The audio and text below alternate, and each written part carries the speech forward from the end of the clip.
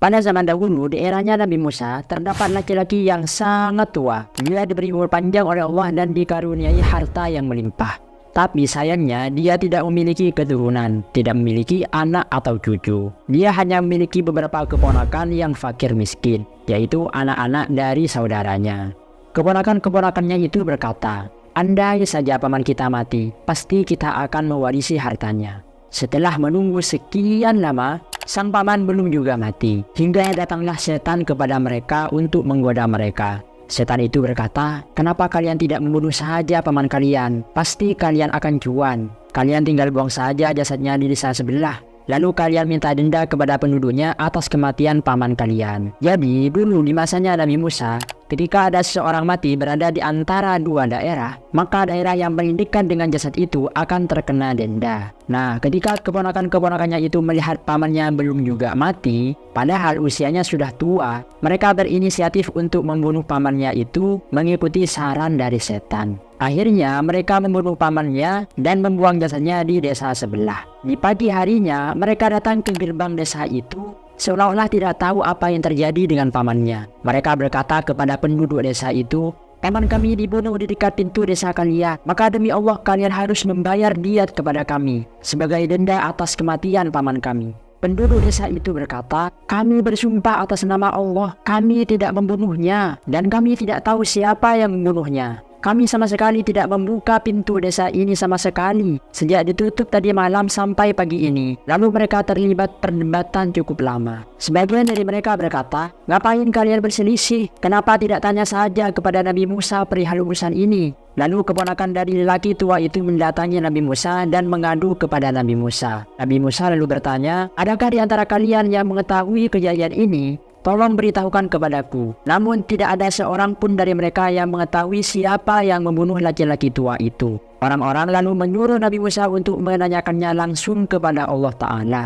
Secara Nabi Musa adalah utusan Allah. Nabi Musa kemudian meminta kepada Allah untuk diberi petunjuk siapa yang telah membunuh laki-laki tua itu. Malaikat Jibril kemudian turun dengan membawa wahyu kepada Nabi Musa. Malaikat Jibril berkata, "Katakanlah Musa kepada mereka, Innallaha ya'murukum an tadhbahu baqarah." Sesungguhnya Allah memerintah kalian untuk menyembelih seekor sapi betina. "Qalu atattakhiduna huzwa." Mereka berkata, "Kamu bercanda kepada kami wahai Musa. Kamu ngaco ya? Bukannya dijawab siapa yang membunuhnya, tapi malah kita disuruh untuk menyembelih seekor sapi betina." Qala a'udzu billahi an akuna minal jahilin. Nabi Musa berkata, "Aku berlindung kepada Allah agar tidak termasuk orang-orang yang bodoh." Jadi ayat ini diistidlal oleh ulama bahwa orang-orang yang suka bercanda itu termasuk orang-orang yang bodoh. Qalu du'u lana rabbaka yubayyin lana ma hi. Mereka berkata, "Tolong mohon kepada Tuhanmu untuk menjelaskan sapi apa itu wahai Musa." Qala innahu yaqulu innaha baqaratun la faridhu wa la bik.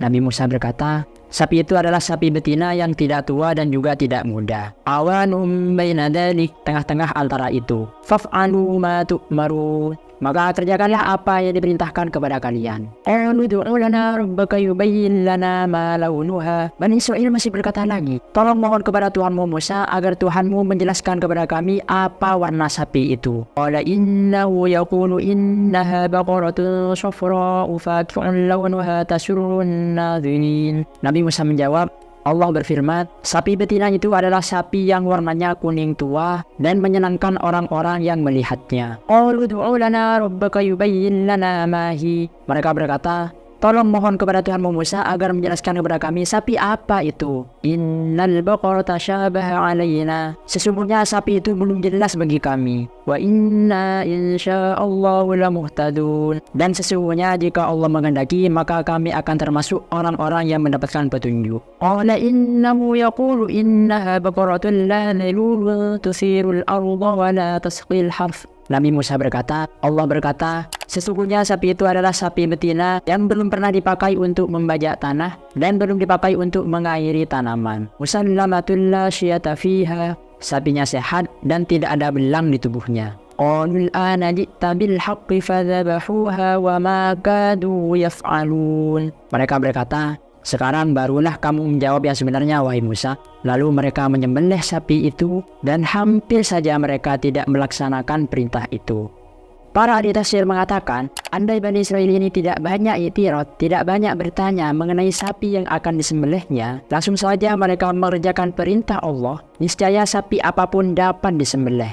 Dan maksud atau tujuan mereka akan segera tercapai. Hanya saja mereka mempersulit diri mereka sendiri, maka Allah mempersulitnya dengan sapi yang langka, yang jarang ditemui ciri-cirinya. Bani Israil terus mencari sapi yang sesuai dengan ciri-ciri itu. Hingga pada akhirnya mereka menemukan sapi itu berada di bawah kepemilikan seorang perempuan tua. Perempuan tua itu merawat beberapa anak yatim, dan sapi itu merupakan harta yang berharga bagi mereka. Nah, karena perempuan itu tahu kalau sapi itu adalah harta satu-satunya, ia kemudian mau menjual sapinya tersebut kepada Bani Israil, namun dengan harga yang berkali-kali lipat dari harga pasaran. Bani Israil lalu mengadu kepada Nabi Musa kalau mereka itu tidak menemukan sapi yang sesuai dengan ciri-ciri yang diberikan Nabi Musa kecuali kepada seorang perempuan tua. Dan perempuan tua itu tidak mau menjual sapinya kecuali dengan harga yang fantastis, harga yang berkali-kali lipat dari harga sapi pasaran. Nabi Musa lalu berkata, sesungguhnya Allah telah mempermudah kepada kalian, tapi kalian sendiri yang mempersulitnya. Sebagai konsekuensi dari kelakuan kalian, maka belilah sapi itu dengan harga berapapun yang perempuan tua itu mau. Lalu mereka menuruti perkataan Nabi Musa dan membeli sapi itu dengan harga yang berkali-kali lipat. Mereka lalu menyembelihnya. Nabi Musa lalu memerintah mereka untuk mengambil sebagian tulang dari sapi itu dan memerintah mereka untuk memukulkan tulang itu kepada laki-laki yang terbunuh tadi. Mereka lalu melakukan perintah Nabi Musa dan memukulkan tulang itu kepada laki-laki yang mati terbunuh itu. Ajaibnya, setelah laki-laki itu dipukul, laki-laki itu hidup lagi. Nabi Musa lalu menanyainya, siapa yang telah membunuhmu? Laki-laki tua itu berkata, keponakanku ini, sambil menunjuk keponakannya. Dan tak lama kemudian laki-laki itu roboh dan mati lagi. Itulah lanjutan firman Allah, فَقُلْ اضْرِبُوهُ بِبَعْضِهَا.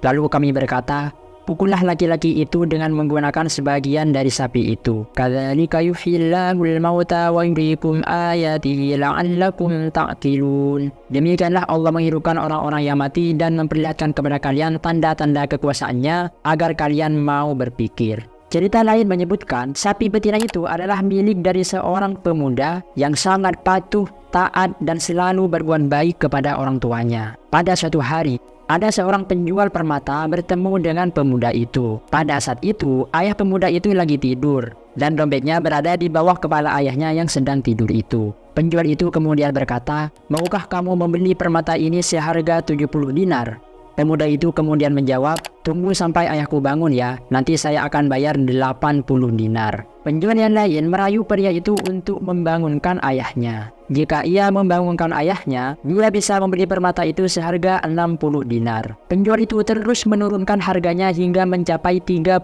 dinar jika pemuda itu berhasil membangunkan ayahnya. Sedangkan penjual yang lain terus menaikkan harganya hingga mencapai 100 dinar jika pemuda tersebut memilih untuk menunggu ayahnya sampai terbangun. Pemuda itu lalu berkata, demi Allah aku tidak akan membeli permata itu darimu selamanya. Dan pemuda tersebut menolak untuk membangunkan ayahnya. Nah, karena kebaikannya itu kepada orang tuanya, Allah kemudian mengganti keuntungan permata itu dengan menggunakan sapi yang dimilikinya. Yang mana sapi yang dimilikinya itu adalah yang selama ini dicari-cari oleh orang-orang Bani Israil. Dan pada akhirnya Bani Israil menemukan sapi itu berada di bawah kepemilikan pemuda tadi. Mulailah Bani Israil ini melakukan tawar-menawar kepada pemuda tadi. Mula-mula Bani Israil menawarkan satu sapi untuk ditukarkan kepada satu sapi milik pemuda tadi. Namun pemuda itu tidak mau. Bani Israil kemudian menawarkan dua sapi untuk ditukarkan kepada satu sapi milik pemuda itu. Namun pemuda itu tetap tidak mau. Hingga Bani Israil ini menawarkan 10 sapi untuk ditukarkan satu sapi milik pemuda tadi.